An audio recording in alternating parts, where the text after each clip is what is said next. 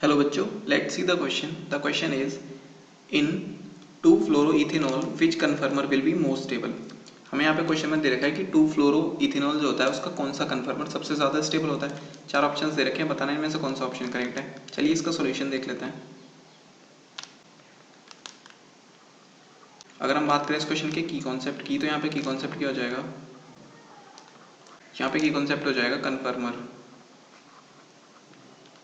देखिए कन्फर्मर क्या होता है, structure we get after rotation along single bond। हम क्या करें, हमारे पास में कोई कंपाउंड गिवन है, उस कंपाउंड को अगर हम सिंगल बॉन्ड के अलोंग रोटेट करवाएं, उसके कार्बन की जो अटैचमेंट्स हैं, तो हम जो स्ट्रक्चर्स मिलती हैं दोनों, उन दोनों को क्या बोलते हैं, कन्फर्मर बोलते हैं। क्लियर। अब देखो हमें यहाँ पे पूछा है 2-फ्लोरोइथेनॉल के बारे में। 2-फ्लोरोइथेनॉल क्या होता है, अगर हम 2-फ्लोरोइथेनॉल का स्ट्रक्चर लिखें यहाँ पे, ये हो जाएगा CH2OH एंड यहाँ पे लगी होगी फ्लोरीन 1 2 पे फ्लोरो लगा रखा है। नंबरिंग इधर से करते हैं जिधर हमारा फंक्शनल ग्रुप होता है, तो इधर हाइड्रोक्सी ग्रुप है, इस साइड से नंबरिंग कर दी हमने। क्लियर। अब देखो हमें इसकी फॉर्म बतानी है, कौन सा कन्फर्मर होगा। तो ये कन्फर्मर की जो हमें फॉर्म्स दे रखे हैं, इक्लिप्स, स्क्यूब, गॉच एंड स्टैगर्ड, ये होती है न्यूमैन प्रोजेक्शन में। अब देखो न्यूमैन प्रोजेक्शन को कैसे हम शो करते हैं। न्यूमैन प्रोजेक्शन को लिखने के लिए हमारे पास में तरीका होता है, देखिए अगर हमारे पास में 2 कार्बन्स होते हैं तो हम उनको इस तरह से रिप्रेजेंट करते हैं। यहाँ पे जो फर्स्ट कार्बन ये वाला है और ये सर्कल से सेकंड कार्बन को रिप्रेजेंट करते हैं। क्लियर। और इसकी जो अटैचमेंट्स होती हैं उनको इस तरह से रिप्रेजेंट कर देते हैं। इसको क्या बोलते हैं, न्यूमैन प्रोजेक्शन बोलते हैं। अब देखो हमें जो ये दे रखा है, जो हमें 2-फ्लोरोइथेनॉल दे रखा है, इसको हम न्यूमैन प्रोजेक्शन में देखेंगे पहले।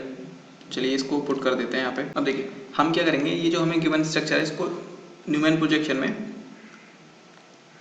रिप्रेजेंट कर देते हैं। देखो ये हो गया फर्स्ट कार्बन, ये हो गया सेकंड कार्बन। इसका मतलब क्या हो गया, ये हो गया हमारा फर्स्ट कार्बन, ये हो गया सेकंड कार्बन। अब जो हम इसको इनके ग्रुप्स को पुट करेंगे यहाँ पे क्या हो जाएगा, देखो यहाँ हो जाएगा हाइड्रोजन, इधर क्या हो जाएगा हाइड्रोजन, और इस साइड में हो जाएगा OH। क्लियर। ऊपर वाले को देखते हैं, यहाँ पे हो जाएगा फ्लोरीन, क्योंकि फ्लोरीन क्या है, OH के बिल्कुल एंटी दे रखा है। यहाँ हो जाएगा फ्लोरीन, इधर हो जाएगा हाइड्रोजन एंड इधर भी हो जाएगा हाइड्रोजन, क्योंकि एक कार्बन पे 2 हाइड्रोजन है हमारे पास में, ये दोनों हाइड्रोजन यहाँ पे आ जाते हैं। ये वाले हाइड्रोजन और ये वाले हाइड्रोजन है, ये जो हाइड्रोजन हमने लगा रखे हैं ग्रुप्स में। क्लियर। नेक्स्ट देखते हैं हम क्या करेंगे, इसको 60 डिग्री से रोटेट करवा देंगे। कन्फर्मर कब आते हैं, जब हम रोटेट करवाते हैं। सो रोटेशन करवाएंगे हम सिंगल बॉन्ड की 60 डिग्री से। 60 डिग्री से जैसी रोटेशन होगी तो यहाँ पे क्या फॉर्मेशन हो जाएगा, देखो जब हमने 60 डिग्री से रोटेशन करवाई, यहाँ पे फॉर्म हो जाएगा कुछ इस टाइप से। ये एक कार्बन तो हम वैसे ही रखते हैं जैसा था हमारे पास में, सेकंड कार्बन को रोटेट करवाएंगे सिंगल बॉन्ड से, तो यहाँ हो जाएगा देखो ये हाइड्रोजन, ये OH आ जाएगा यहाँ पे, और ये वाला जो हाइड्रोजन था ये हाइड्रोजन आ जाएगा इस जगह पे। क्लियर।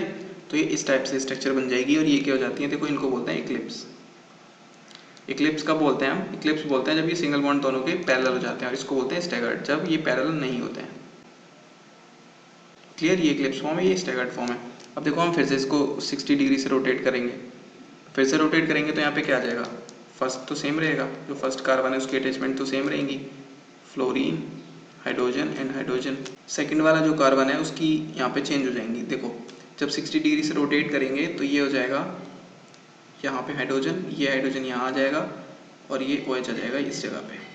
क्लियर। ये कुछ इस टाइप से फॉर्म बन जाएगी इसकी। नेक्स्ट हम क्या करेंगे, फिर से इसको 60 डिग्री रोटेट करवाएंगे, फिर से 60 डिग्री रोटेट होगा तो ये क्या बनेगा, देखो first carbon same, fluorine, hydrogen, hydrogen, second carbon की जो अटैचमेंट थी उनको 60 डिग्री से रोटेट करवाए, यहाँ आ जाएगा OH।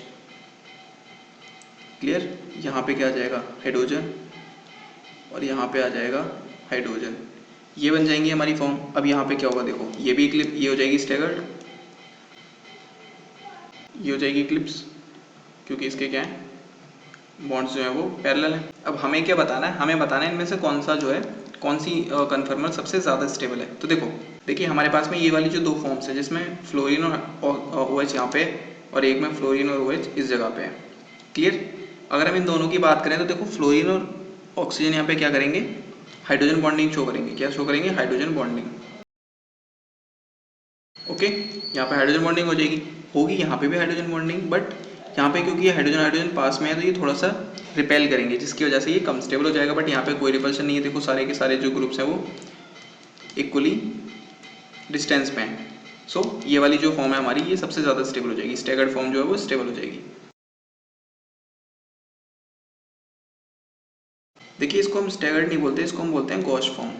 गॉश फॉर्म क्यों बोलते हैं, तो जिनके मेन ग्रुप्स के बीच में 60 डिग्री का डायहेड्रल एंगल होता है उनको हम बोलते हैं गॉश फॉर्म। क्लियर। अब देखो यहाँ पे क्योंकि हाइड्रोजन बॉन्डिंग प्रेजेंट है, हाइड्रोजन बॉन्डिंग प्रेजेंट होने की वजह से ये क्या हो जाएगा, ये हो जाएगा स्टेबल। हाइड्रोजन बॉन्डिंग की वजह से ये स्टेबल हो जाएगा। हाइड्रोजन बॉन्डिंग इस साइड भी थी बट ये स्टेबल क्यों नहीं था, क्योंकि यहाँ पे ये हाइड्रोजन दोनों रिपेल करेंगे आपस में पास पास में, बट यहाँ पे कोई रिपल्सन नहीं होगा क्योंकि जो ग्रुप्स हैं वो सारे इक्वली डिस्टेंस में है। क्लियर। तो यहाँ पे क्या हो जाएगा, ये वाली फॉर्म ज़्यादा स्टेबल हो जाएगी, गॉश फॉर्म स्टेबल हो जाएगी बाकी जो तीनों दे रखी है उनसे। सो हमारा सी ऑप्शन करेक्ट हो जाएगा। So option C is the correct answer. I hope you understood well. Best of luck.